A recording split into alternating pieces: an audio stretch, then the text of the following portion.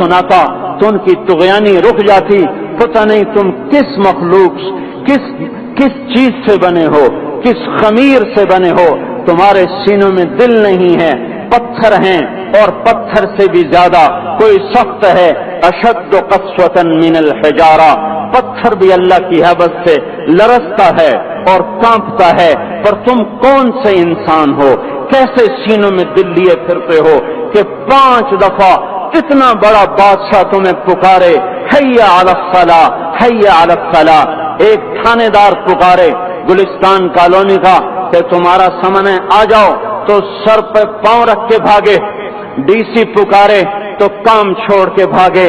اور تمہارا زمین آسمان کا بادشاہ تمہیں دن میں 5 دفعہ پکارے اور کانوں پہ جوں نہ رینگے, اور 8ویں دن مسجد کو آ رہے ہوں. کیا 8ویں دن کھانا کھایا ہے؟ کیا آج ہی پانی پیا ہے؟ کیا آج ہی چائے پی ہے؟ یہ ایسی جفا اپنے آپ سے کرتے, شیطان سے کرتے, ملک و مال سے کرتے, اپنی دکانوں سے کرتے. یہ بے وفائی اللہ سے کیوں کی ہوئی ہے؟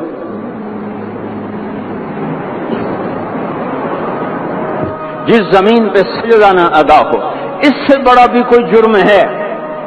زنا کرنے کو گناہ سمجھتے ہیں, نماز کا چھوڑ دینا زنا سے بڑا جرم ہے. رشوت کھانے کو گناہ سمجھتے ہیں, نماز کا چھوڑ دینا رشوت کھانے سے بڑا جرم ہے. قتل کرنا بڑا گناہ سمجھتے ہیں, نماز کا چھوڑ دینا قتل سے بڑا جرم ہے. سجدے ہی کا تو انکار کیا تھا شیطان نے. شیطان نے کوئی زنا کیا تھا, کوئی قتل کیا تھا, کوئی شراب پی تھی, کوئی جوا کھیلا تھا, کیا کیا تھا, کوئی شرک کیا تھا.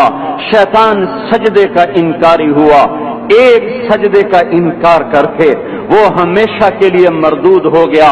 اس مسلمان کو ہوش نہیں ہے جو روزانہ دن میں 5 دفعہ 20 سجدوں کا انکار کیے بیٹھا ہوا ہے, اور پھر آرام سے روٹی کھاتا ہے, آرام سے چائے پیتا ہے, اور آرام سے کہے لگاتا ہے, اور آرام سے اخبار پڑھتا ہے, آرام سے بیوی کے پہلو میں لیٹتا ہے.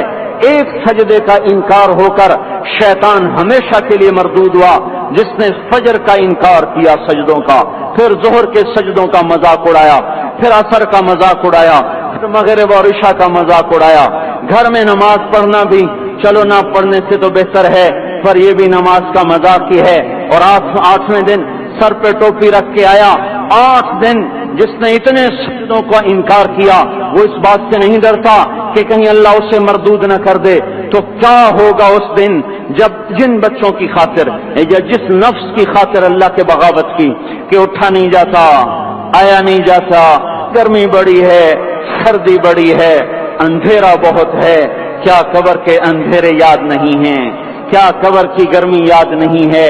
کیا جہنم کی آگ بھول گئے؟ کیا جہنم کے عذاب بھول گئے؟ کیا جنت کی نعمتیں بھول گئے؟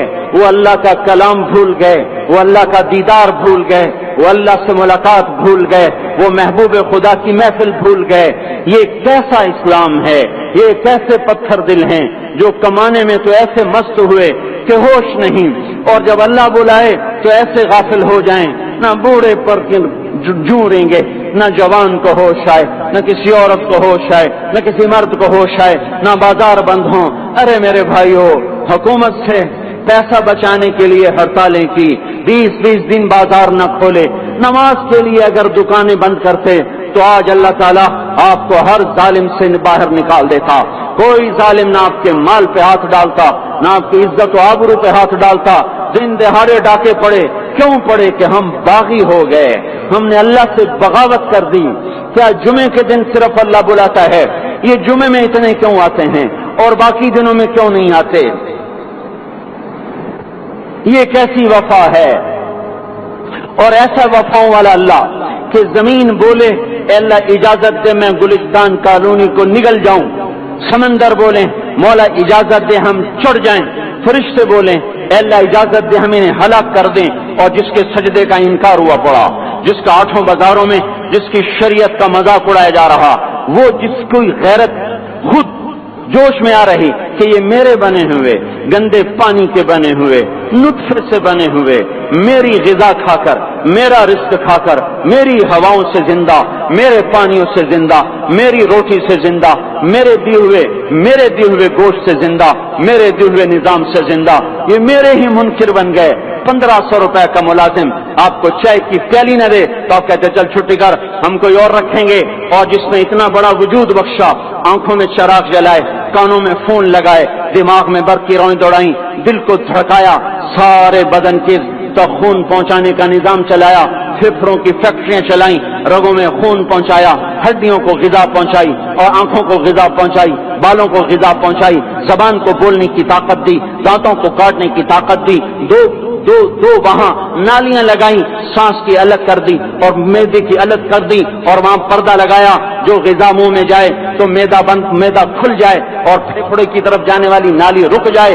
جو اللہ اتنی حفاظت کرے کہ آپ کا لقمہ آپ کے معدے میں جائے وہ دو ہی تو یوں ساتھ ہیں بالکل یوں ایک ساتھ. اور وہ اللہ اتنی طاقت والا کہ سانس کی نالی بند کرے اور معدے کی نالی کا منہ کھولے اور غذا کو منہ میں سے گزار کر وہ معدے میں پہنچائے پھر ایک زبردست طاقتور نظام چلائے اس کو توڑ کے آنتوں میں پہنچائے پھر کروڑوں قسم کی فیکٹریوں کو حرکت دے اور اس میں سے خون کو کھینچے غذاؤں کو کھینچے پھیپھڑے کو غذا خون کو غذا خون خود غذا لے کے چل رہا آنتوں کو غذا دماغ کو غذا ہڈیوں کو غذا ناخن کو غذا.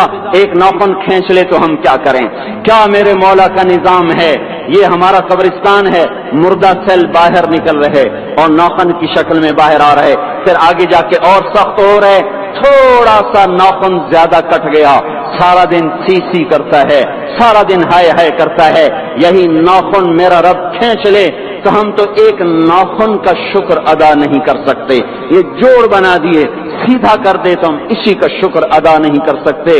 میرے بھائیوں یہ سب کچھ کر کے پھر ہم اللہ کے باغی ہو جائیں ہے کوئی عقل میں آنے والی بات ہے کوئی سوچ بچار کی بات کہ 1500 صرف دیے اور اس نے چائے کی پیالی نہ دی تو نکال دیا اس نے گاہک کو ڈیل نہیں کیا تو نکال دیا. اور یہ وجود کہاں سے خرید کے لائے یہ زمین کس نے بچھا کے دی. والارض وضعها للانام اے میرے بندو میں نے ہی تو تمہیں بنا کے دی. فاکہۃ دیکھو میں نے تمہارے لیے پھل نکالا. والحب ذو العصف والریحان میں نے ہی تمہارے لیے غلہ بھی بنایا اور بھوسا بھی بنایا. فبأي آلاء ربكما تكذبان میری کیوں نعمتوں کو جھٹلاتے ہو کیوں میرے باغی بنتے ہو کس کا انکار کرتے ہو دیکھتے نہیں ہو. رب المشرق والمغرب رب المشرقین والمغربین میں تمہارے مشرق کا بھی رب ہوں مغرب کا بھی رب ہوں شمال کا بھی رب ہوں جنوب کا بھی رب ہوں. فبأي آلاء ربكما تكذبان پھر بھی تم میرے باغی ہو گئے پھر بھی مجھے میری نعمتوں کو جھٹلاتے ہو. خلق الانسان من صلصال کالفخار وخلق الجان من مارج من نار تمہیں مٹی سے بنایا جن کو آگ سے بنایا. میری فبأي آلاء ربكما تكذبان کیوں مجھے جھٹلاتے ہو کیوں میری نعمتوں کا تم انکار کرتے ہو. تمہیں پتہ نہیں ہے کہ میں نے 2 پانی چلائے ایک کڑوا ایک میٹھا